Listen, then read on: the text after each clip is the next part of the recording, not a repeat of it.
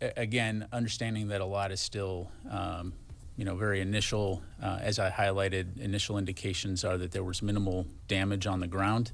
In terms of the specifics, though, I'd have to refer you to Israel really to talk through that. And again, as more information comes in, we'll certainly know more. But the initial assessment is that Israel was able to successfully defend itself, of course, with the support from the U.S.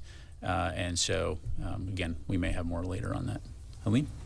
Thanks, Pat. I just want to be clear because it seems like we're at a very dangerous time where any kind of ambiguity from the U.S. could lead to an attack on American troops. And when you say I understand when you say that we're going to defend any attack on American troops. I also understand that that you said that no American troops were hurt. Therefore, are you saying the U.S. is not planning on a kinetic strike against Iran? Because right now, when you say there will be consequences, all of that, you're leaving it vague and people don't understand. And I want to understand, are we going to be joining Israel in hitting back against Iran in a kinetic manner? Yeah, so with all due respect, you're talking about a hypothetical future, right? And presupposing what Israel may or may not do. So I'm just not going to talk about... But you said there will be consequences, and Jake Sullivan said there will be consequences. So right, what does and that I think mean? broadly speaking, the U.S. has been clear that there will be security, economic consequences should Iran attack. But I just don't have anything to preview, specifically as it relates to that. All right. Yes, sir. Thanks, Pat. Just to clarify, did any U.S. aircraft track any of the missiles either before the launch or during the attack, even if they weren't involved kinetically in the defense of Israel?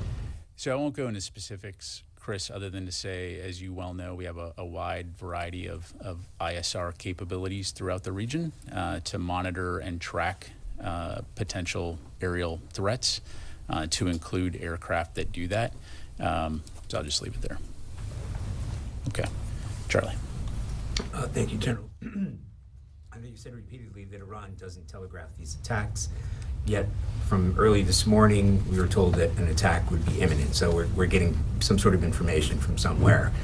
Based on whatever that was based on, where does Iran stand now? Is this just the first salvo? From your assessment, are they positioned to go ahead and pull the trigger again at will? That's really a question for Iran. As evidenced by this attack, they certainly maintain the capability to conduct additional attacks.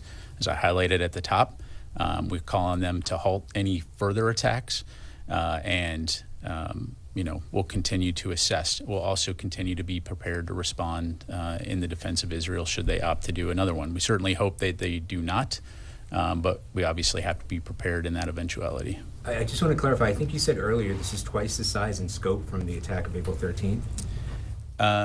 Yeah, it's about twice as large in terms of the number of ballistic missiles that they launched from the last. Do you believe it was their intent to actually do damage this time?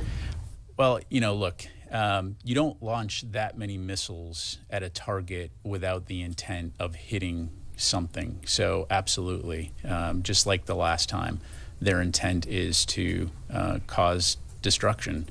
And so, fortunately, Israel has very significant air defense capabilities, and the U.S., of course, played a role in helping on that front as well.